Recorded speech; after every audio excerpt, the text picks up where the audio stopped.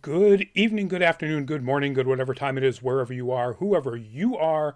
Welcome once again to Nerd Week Live, the show in which we, the folks at Nerd Caliber, talk about nerd news that has happened over the past week since our last show last Tuesday. Before I get into the rest of the introductions, Harry, welcome to the show over there on YouTube Live. I'm Rodney Brown. I'm the editor-in-chief of Nerd Caliber. On Facebook and Instagram, I'm known as the cosplay photographer, first person shooter. On Twitch, Burley_adopter, doing all sorts of crazy stuff. Our first story will come up shortly, but before we get to that, let's see, what are we going to talk about? We are going to talk about Twitch, shall we? That URL on your screen right there is where you can find Nerd Caliber streaming live right now on Twitch, twitch.tv/nerdcaliber. If you have a Twitch account, we'd certainly love to have you follow us there. Feel free to watch us on any of the platforms we stream live on, Facebook Live, Twitch, or YouTube Live. But we are trying to grow our Twitch numbers as well, so we'd love to have you join us on that platform. Also, Luminous, welcome to the chat. Yes, it is almost time for New York Comic Con.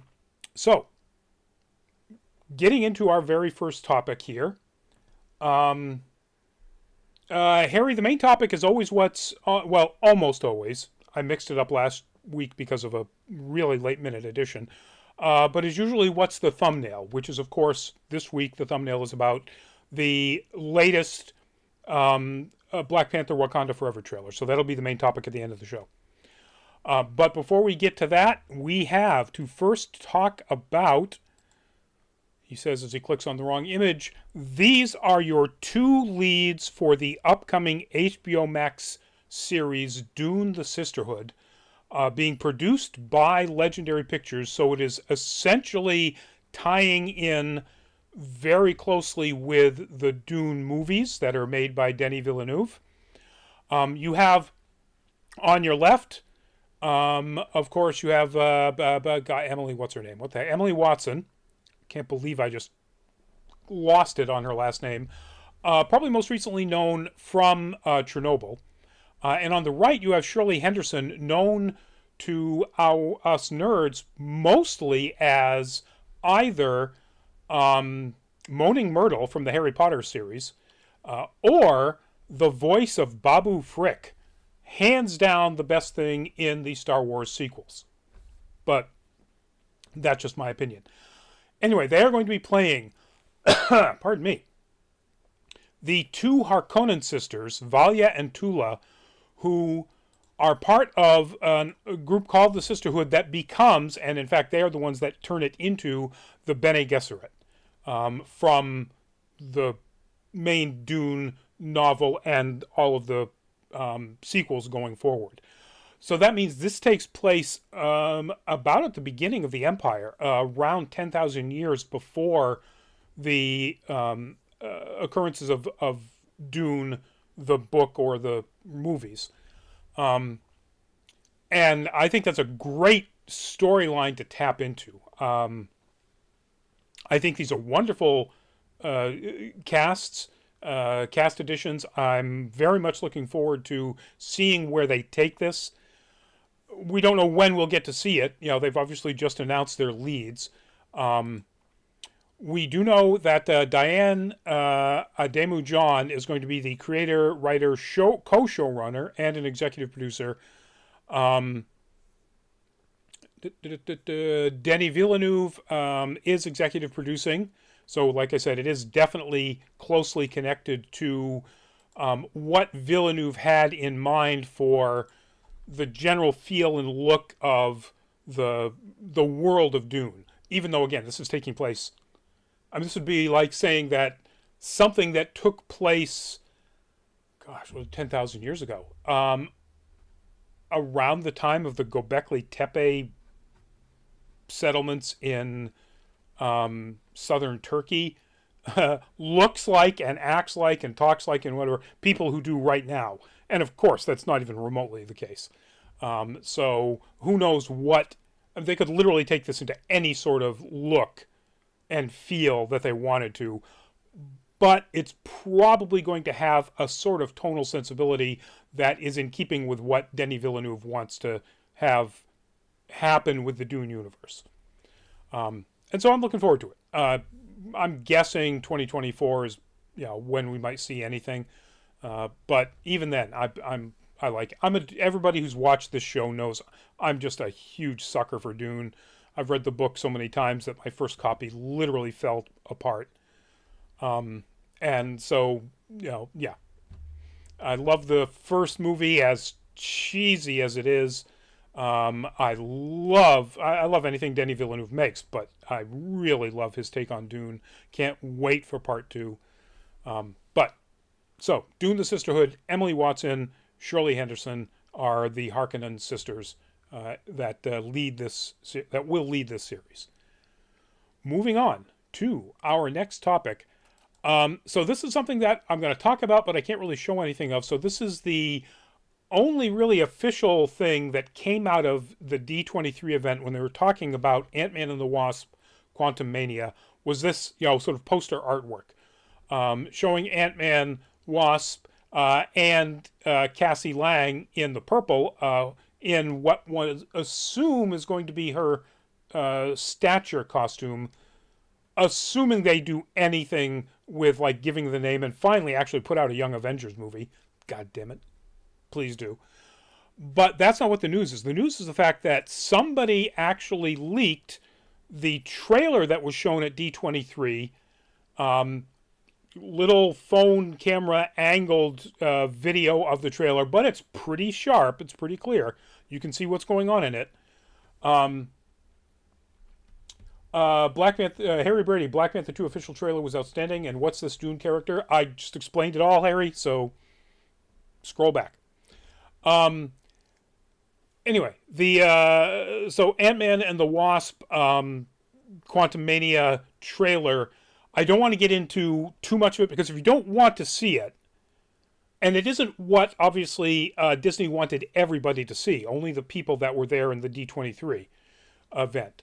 So, who knows what the final trailer is going to look like when it drops sometime this fall, according to the director of the movie. But I can say that it does show Kang, Jonathan Majors as Kang, and while he obviously looks exactly like the version of him, the one behind it all, or whatever the name of that character is, that was in Loki, Drifter Gamer, welcome to the show. It is a completely different take, obviously, on the character. Because that character in Loki was completely insane.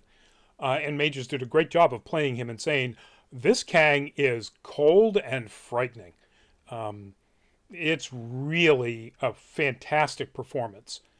And everything else looks, really good in what you see. Again, I don't want to give it away. If you want to go watch it, it's probably still up there. I had no problem whatsoever finding it. I think I found it on Twitter ultimately, but because YouTube has probably pulled them all. But yeah, you can probably still find it out there before Disney gets their lawyers on everybody. If you want to watch it. If not, wait until the official trailer, which will probably be somewhat different, drops sometime this fall. But I haven't heard that whoever did this has been prosecuted or even hunted down by Disney, which is kind of really surprising. But I would anticipate that is going to happen. Or if it doesn't, that's an indication that this was actually an official Disney leak. And that's happened before plenty of times. And it could be the case here. I don't know. But check it out if you want to. It's really interesting. It doesn't give away anything that you didn't kind of already know was going to happen. I mean, it's Quantumania. They go into the quantum realm. Cassie is with them. Pretty much the entire cast is in there. And they meet Kang. And that's it. So yeah. Check it out if you want to, but if you want to avoid it, because it is a completely, as far as I know, illegal leak. Not illegal, but unapproved leak. Then you don't, avoid it if that's what you are of a mind to do. Um, all right, this is a really interesting follow-on to a story we had last week. Last week we talked about how James Earl Jones is officially retired. Drifter Gamer, I can't wait for it, like not even a second. I'm assuming you mean Ant-Man and the Wasp Quantumania, which is what we were just talking about, and I agree 100%. I loved the first one. I liked the second one, although it really did not live up to certainly the potential of the first one, and not the potential of the cast that was in it. I mean, anytime you've got Walton Goggins in a movie and he's just meh, that's a problem. Yeah, that's not a Walton Goggins thing either. He's amazing. So, yeah. Second one was meh. But I'm really looking forward to this one, if for no other reason than to see even more about how Jonathan Majors just, kills it as Kang, which I'm 100% sure he's going to do. So last week we were talking about how James Earl Jones has not only retired as the voice of Darth Vader, but he did so by signing over the rights to use his voice based on the decades of work of his voice as Darth Vader, with AI-generated voice acting of the dialogue in which he might appear in any upcoming movie or series or anything. And I think I jokingly said something about how, it's a matter of time before we see, AI actors basically taking over. It's time, folks. It took 1 week. Bruce Willis signed over the rights to his appearance and voice to be used in AI-generated deepfakes.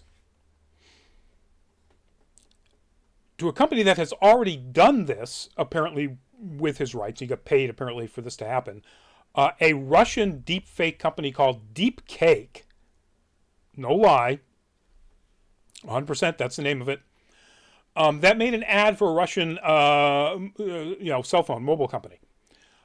So this company is now holds the rights. If somebody wants to make a movie with Bruce Willis, they can do it with their deepfake technology, potentially. Certainly they can do a small commercial where he doesn't move around much and it's basically just replacing his face.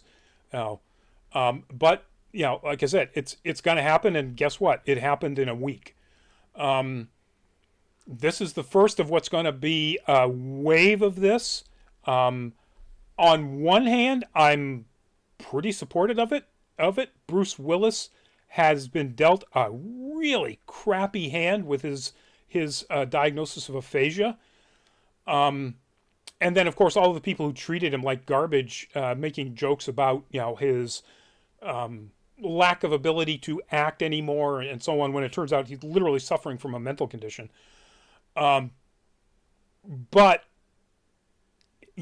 any actor who has a deep body of work and can make, a huge payday by selling their rights, ideally rights that get carried down to their inheritors, more power to you. Good on you, and do it. Except, it's going to put a lot of other actors out of work. Now, Harry Brady, He Who Remains, thank you for the correct name for not the one behind it all. Oh, I think he's called something like that at one point.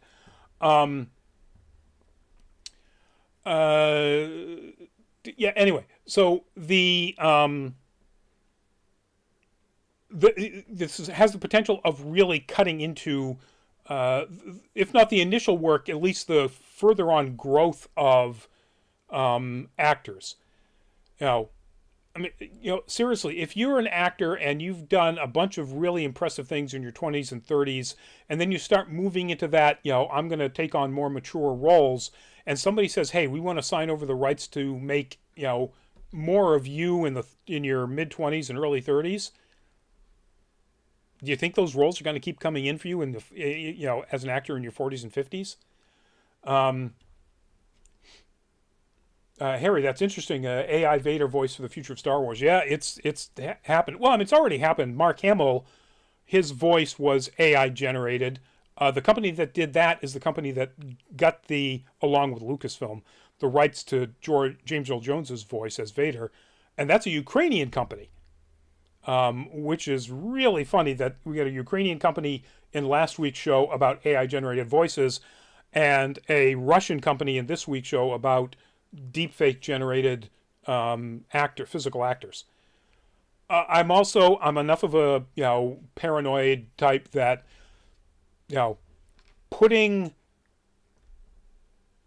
decades worth of physical facial recognition data in the hands of a Russian deepfake company bothers the hell out of me.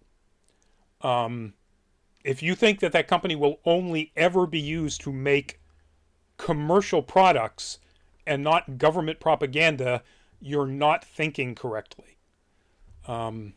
So yeah, that really is a concern. But again, it's the future. And you could say the same thing if it was an American company. You think that if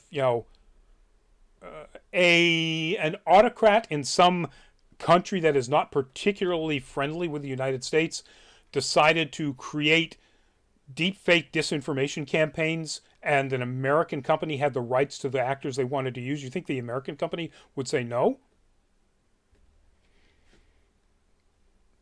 Again, you're not really paying attention to what happens with data, and who buys it and what companies allow who to buy it and use it.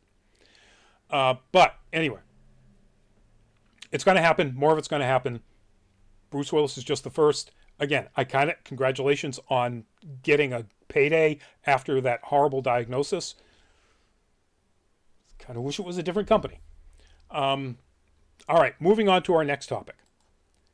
This is a scene from the original brilliant, genius Time Bandits. And the news is that the reboot of Time Bandits, which is going to be made as a series on Apple TV, and is going to be made by Taika Waititi, has named Lisa Kudrow as what they are calling in this deadline story the lead.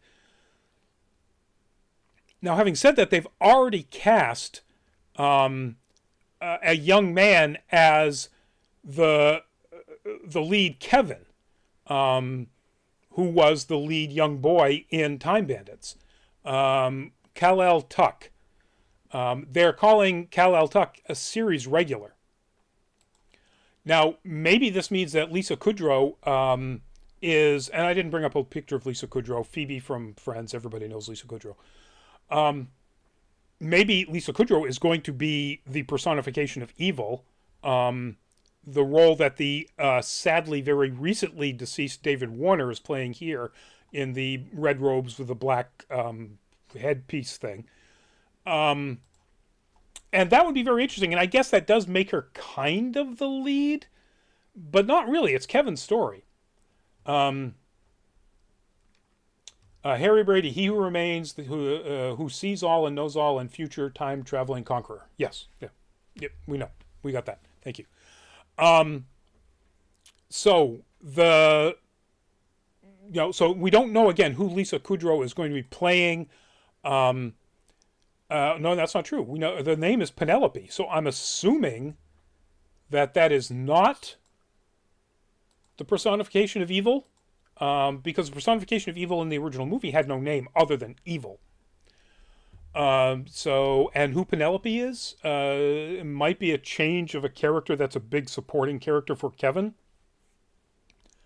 All of the supporting characters for Kevin in that movie are the Time Bandits. The dwarfs that are people running around with a stolen map of the universe and time. So I'm a little confused. I'm hoping that, when it comes up, we'll renew our Apple TV subscription so I can watch it and review it. But right now, I don't think we know exactly when that's going to happen. It's not in this article. It apparently has been in development since 2019. And I get a full confession, when I put the story up on our Facebook group about the show, I said, did we ever cover this? I don't remember this happening. And two of our team members said, oh, yeah.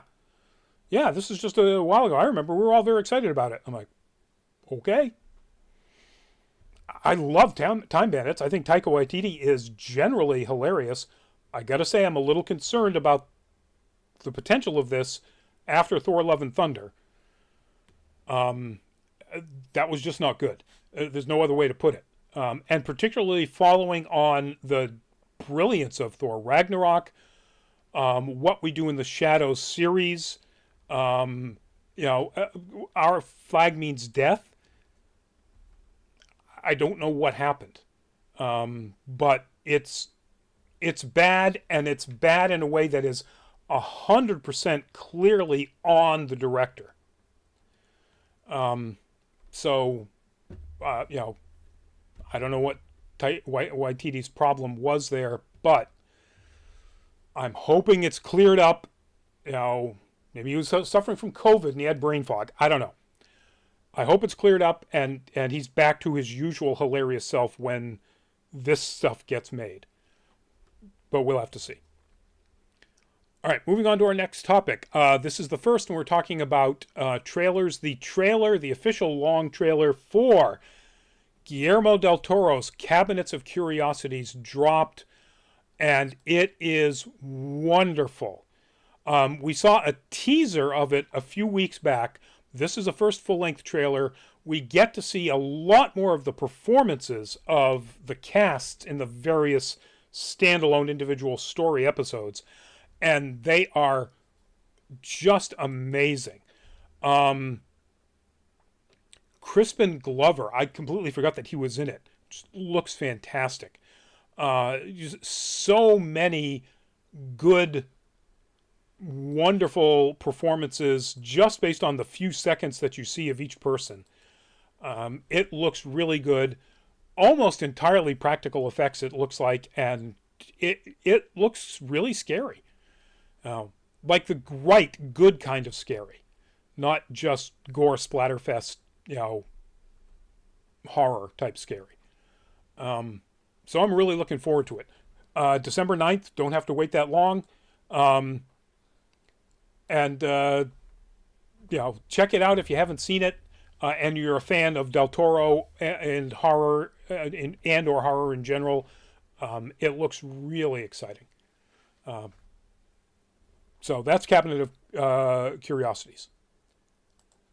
Moving on to our next topic. This is, of course, Geralt and Ciri from the Witcher TV series, but the news is not about that, although this is up there for two news stories. We'll start with the first one, and that is Ciri in this image, the actress Freya Allan, has been cast to be the lead in the next Planet of the Apes movie, Kingdom of the Planet of the Apes.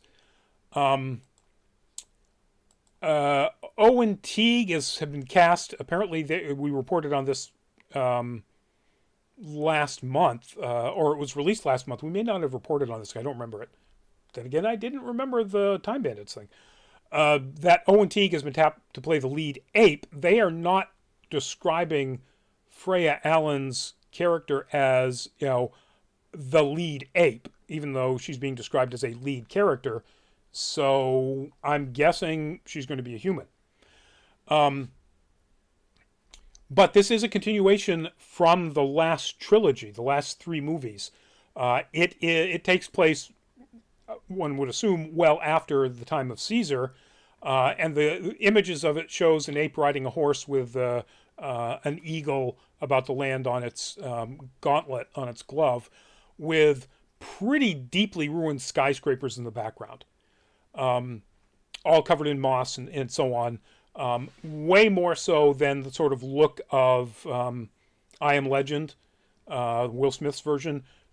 Like large chunks of the top of them missing and big holes through what would have been windows. Luminous. I love Crispin Glover and Del Toro. Can't wait. We don't see enough of Crispin Glover. I agree. I think he was absolutely one of the best things about American Gods, and I really liked the first season of American Gods. Second season was a bit muddled and confusing. But yeah, I think Crispin Glover is fantastic. But yeah, so Kingdom of the Planet of the Apes is something we will be seeing as a continuation of the post-Caesar timeline of the previous Planet of the Apes. There's nothing in here that I've seen that says that Andy Serkis is going to be involved at all. And, you know, I really hope that's not the case. Whether Serkis is, you know, playing an ape or whatever, it really would be nice if he was in this. But yeah, nothing in here that says exactly when this is coming out. Probably 2024. Oh yeah, no, it says right here. The president of 20th Century Studios says this is will reach audiences in 2024. So there we go. Now, the other thing that's news about this is actually more news about CD Projekt Red. And this just dropped today. CD Projekt Red put out an announcement of projects that are in the works, and what's happening to them, and where they're going and what they are based on. And the announcement basically is that CD Projekt Red is going to be making a bunch of new games and or new content. It's not clear about the Cyberpunk 2077, one of them anyway, in both the Witcher universe and Cyberpunk 2077, including the next Witcher trilogy, which I believe they're calling Project Orion. Project Orion is the Cyberpunk 2077. Project Orion, or the Witcher one is, I need to find this. They're just calling it the New Witcher trilogy. They've got a name for it, but it doesn't show it in here. But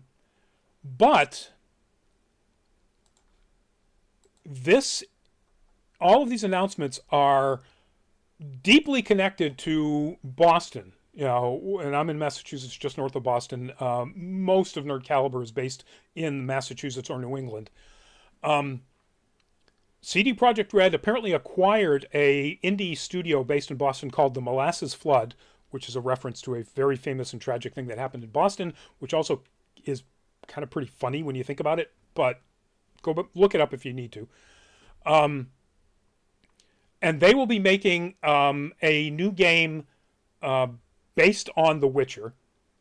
Doesn't say anything particularly about it. I'm guessing, since they're indie games, that these are probably like Steam and mobile game version of something to do with The Witcher, but they don't say.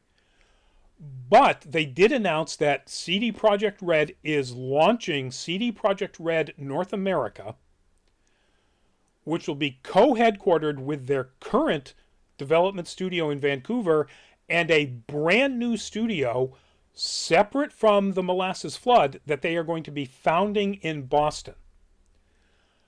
And in a follow-up tweet, I saw this, the lead quest designer for The Witcher 3 and Cyberpunk 2077, Paweł Sasko, is going to be moving from Poland to Boston very soon with the core team responsible for Cyberpunk 2077 to establish this new Boston base of the North American division.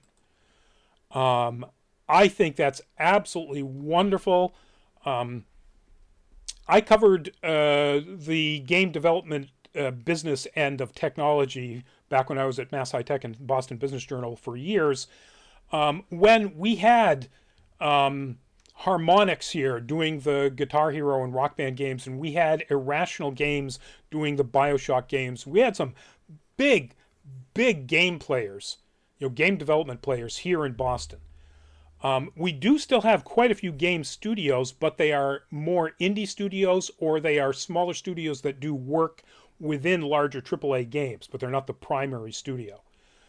The fact that we're getting literally the North American, or one of the two headquarters of the North American division of CD Projekt Red, landing here in Boston, made up of the core team for Cyberpunk 2077, I'm really excited about that. I hope that it is a return to sort of the glory days of the early and mid-aught 2000s of game development and game studios in Boston. There are fantastic universities and college programs feeding game developers into the system from all over New England, southern New Hampshire, and Boston, greater Boston, out in Worcester, and so on in particular. So there's no reason why, it's not coming back here. Maybe there was just some sort of really big sense that nobody wanted to do this in the greater Boston area after the debacle of 38 Studios and Kurt Schilling's nightmare collapse. If that's the case, I hope this is an indication that that sense has, that taste has been washed out of everybody's mouth, and people will come back to what is one of the strongest technology hubs in the country, which for some reason doesn't have a game dev studio presence like it did at one time. So let this be the launch platform for that to happen, please. There's so many talented young people here coming out of so many amazing programs out of the colleges and universities. I just can't imagine why people aren't citing companies here. I would say cost of living, but if they're citing companies in California or Austin, which is just as bad as New England in the greater Boston area, out of all of Texas, which is fairly affordable, Austin is essentially no different than Silicon Valley or greater Boston when it comes to housing costs and living costs. So why aren't you here in Boston? Can't be just the cold. But anyway, fingers crossed that that's what it means. Fingers crossed we get to find out more about what these projects are and more about these upcoming games from local mouths right here in New England. All right, our last topic. Here it is, folks. Winged ankles and all. The latest trailer for Black Panther Wakanda Forever dropped, and I am absolutely loving it. I watched it 3 or 4 times and then watched it at 1/4 speed so I could pick out every little thing. Do I think the flying wings, the ankle wings, look kind of silly in that segment that this is a screen grab from? Yeah. Do I think they look amazing later on when he's using them to fly at really high speeds, sort of like jumping from point to point? Yes, I think they look fantastic when he's doing that. And they even have sort of the wing blur lines like in the comics. I thought that look was fantastic. And everything else about this is just wonderful. I love the look of Namor, the introduction of him painting on one of the murals. I love the fact that that they are giving him the name, the Mesoamerican name Kukulkan, in addition to all of the other names that I'm sure that he's going to have. I'm sure he's being called Namor at some point. I absolutely love the beautiful look of the funeral memorial ceremony, whatever it is, for T'Challa. I think that looked fantastic. If Angela Bassett does not get an Oscar nomination for her performance for this, it's going to be a crime. Just listening to her voice in both the last trailer and this one rips at your heart. It's so good. And there is absolutely no question whatsoever at this point now that the next Black Panther is, as is canonical from the comics, Shuri. The reason I say that is you look, well, one, you look at the general shape and size of the physical form. There are a few people that could portray this, but it's pretty close to Letitia Wright's very slender build. Secondly, in that memorial, funeral, whatever it is scene, Shuri is wearing that exact same white dot pattern on her forehead as you see in this Black Panther costume. So that's it. There's no other. It's Shuri. It's done. They've confirmed it as much as they can, unless they're playing fast and loose. Marvel has done that plenty of times. Hulk not being in the teasers for Endgame when everybody's walking through in the quantum suits because they didn't want to give away, the smart Hulk. Okay, I get it. And maybe they're, here they're just showing this because they don't want to give away the fact that it's Shuri, or that maybe it isn't. That maybe it is in fact Okoye, or somebody else. But it's Shuri. And that's canon from the comics. I'm 100% happy with that. I'm glad that they're doing that. I honestly wish it wasn't Letitia Wright. I really wish they had recast that role. But again, nothing I can say about that. It is what it is. I also really like the fact that we get a look at the very first generation of Riri Williams' Ironheart armor. Boy, is that a big, clumsy looking thing, and I love it. I absolutely love it. We also see there's a car chase through the streets of what is clearly Cambridge. If you've ever been on those streets around MIT at night, it's no question that that's Cambridge. And we know they did film it because that's where Letitia Wright was injured. I'm a little thrown by why. So Okoye is in this muscle car, which at first I thought was a goat, a Pontiac GTO. And I did some image searches, and the front end isn't quite like a goat. It's a little bit more like a Charger, but not exactly like a Dodge Charger. So I'm not exactly sure if there's any gearheads who's listening to this right now or on, later on, and you want to comment on that. Let me know what you think that vehicle is, that muscle car. I'm still leaning towards a Charger, but I'm not sure. It's got Illinois plates. Why? I mean, I guess it could be a rental and it doesn't matter where Okoye picked it up. Maybe there's a scene that takes place in Chicago and then she drives to Cambridge, to Greater Boston. But obviously, that's the scene where we're going to get introduced to Riri Williams. That's set in MIT and in Cambridge in general. I'm trying to remember what the Cambridge cop. Those actually kind of look like MIT campus police vehicles that are being horribly abused by Okoye in that scene. But yeah, so everything about this trailer looks fantastic. The reveals are wonderful. The new suit, the new Black Panther suit, I think looks great. And again, I'm glad that Shuri is in it. Wish it was somebody else's Shuri, but again, what can you do? I am so looking forward to this. I cannot wait. It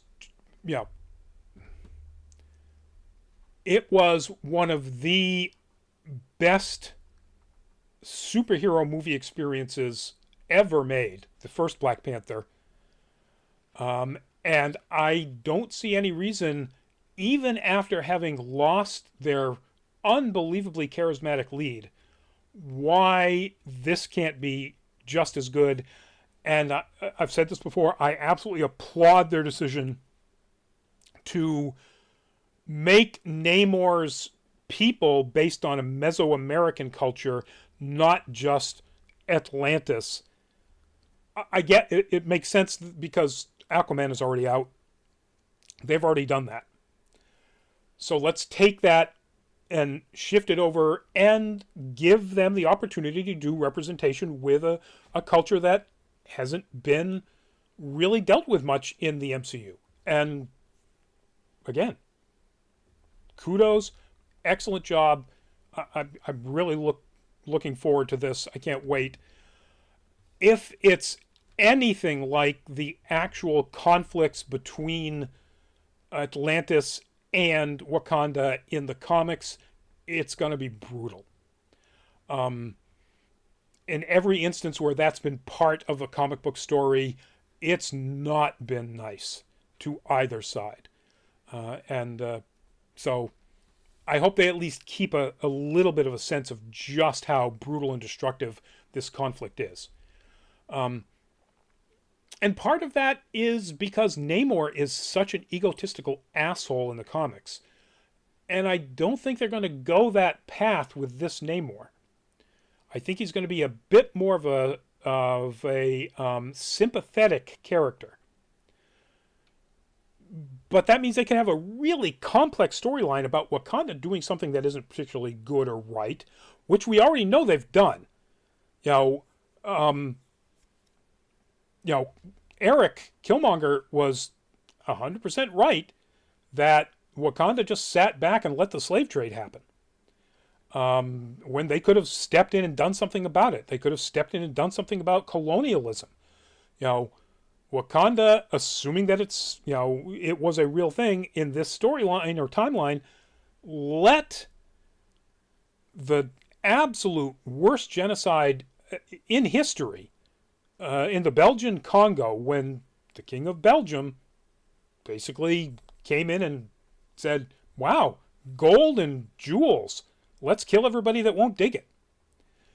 That's a bit of a simplification, but that's essentially what happened. And Wakanda just sat there and let it happen. So there is already set up a precedent that Wakanda has to answer for some things. And we'll see how they work that into making Namor a bit more of a sympathetic and understandable character when it comes to why there's this conflict between Wakanda and I can't remember what they're calling it. It's not Atlantis. But anyway, I'm really, really looking forward to it. November, folks, November 11th. That's when you get to see it, when I get to see it, when we all get to see it. I might risk a theater. A month and a week, 5 weeks is not enough time to say that things will be okay with COVID. But,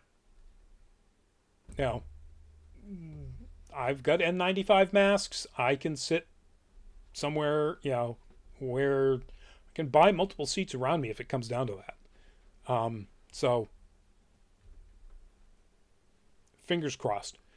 Anyway, that's the show tonight, folks. Thank you for joining us. Thank you, everybody in the chat. Nice, lively chat tonight.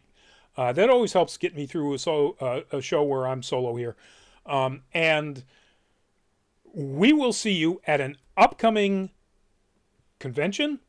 We will see you at an upcoming show next week, next Tuesday. And in the meantime, while you're out there, please do stay safe. Please do continue to wear an N95 mask if you're in a crowded area. Literally just reading a post where some friends did some singing. A bunch of people up on a stage took their masks off to sing, and that friend and 2 other people within their group came down with COVID. Singing. They were masked everywhere else in the event. Luminous, right now, nobody will be at New York Comic Con from Nerd Caliber. We did not get approved for press passes. We did not get our panel picked up this year. Still trying to figure out what's going on there. New York Comic Con is ghosting me. Hasn't responded to a single email I've sent to anybody. So, I don't know. We pissed off somebody, apparently. I'm guessing. I can't think of any other reason. My God, our numbers, particularly on YouTube, are fantastic. Well, I don't get it. They certainly haven't gone down. They've gone up since the last year. But anyway, so yeah, unfortunately, we won't have anybody there. We will have people at other cons all around New England, all around the country. So continue to pay attention to that. But in the meantime, everybody who is going to New York Comic Con, have fun. Please be safe. Wear your mask, your N95 mask, at every opportunity when you are in any kind of a crowd. And, follow whatever rules and guidelines they have. And if they don't have rules and guidelines that say to wear a mask, wear a mask. But yeah, so we'll see you in an upcoming show or an upcoming con. Thank you very much. Stay safe.